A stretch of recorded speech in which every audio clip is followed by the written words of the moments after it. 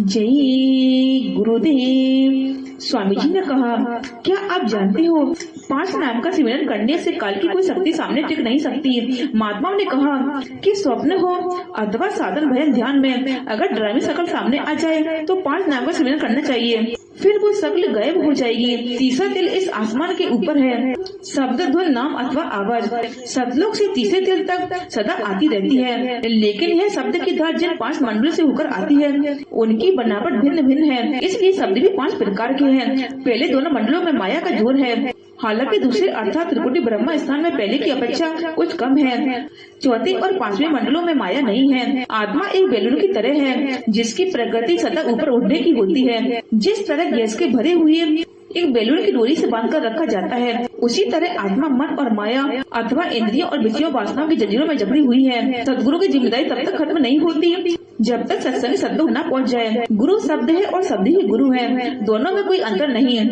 मन संसार का सृष्टिकर्ता नहीं है, सृष्टिकर्ता शब्द नाम यानी आवाज है। 3 लोक में मन का हुक्म चलता है, परंतु मन खुद जड़ है। इसे काल का वकील कहा गया है। मन 3 प्रकार का है। पहला स्थूल यानी पिंडी मन जो स्थूल शरीर और इंद्रियों पर शासन करता है। दूसरा पाखंडी मन जो सूक्ष्म जगत जैसे स्वर्ग वैकुंठ आदि लोकों में शासन करता है।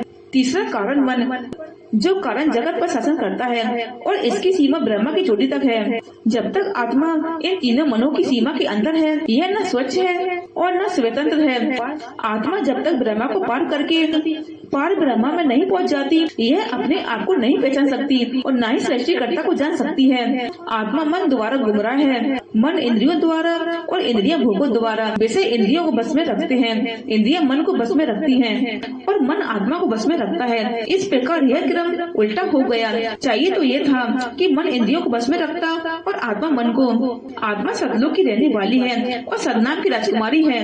वो यहाँ इंद्रियों की दासी बनकर बुरी तरह भौतिक विषय वासना में फंसी हुई है। दयाल कुल मालिक सतनाम है। उसने रचना का प्रबंध काल के हवाले किया है जो न्याय करने वाला है तथा जिनके कर्मों के कानून को प्रदान रखा है कि आप जैसा बोगे वैसा काटोगे।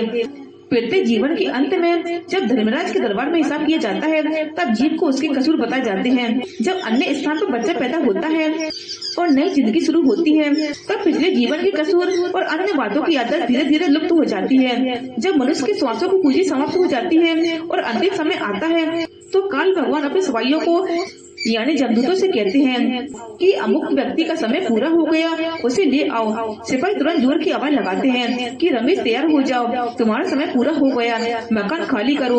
उनकी आवाज को सुनते ही मनुष्य इतना भयभीत हो जाता है कि उसकी आंखें अंधी हो जाती है, कान बहरे हो जाते हैं, जुबान बंद हो जाती है और बुद्धि पागल हो जाती है।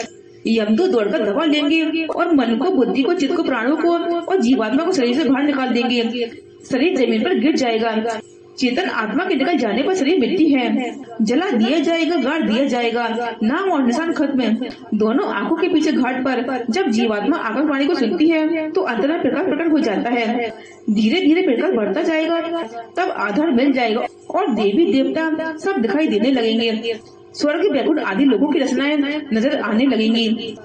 घंटे और संगीत की आवाज जो तीनों लोकों में बज रही है, उसमें जब जीवात्मा लय हो जाएगी तब इसे अमृत पीने को मिलेगा। जय गुरुदेव।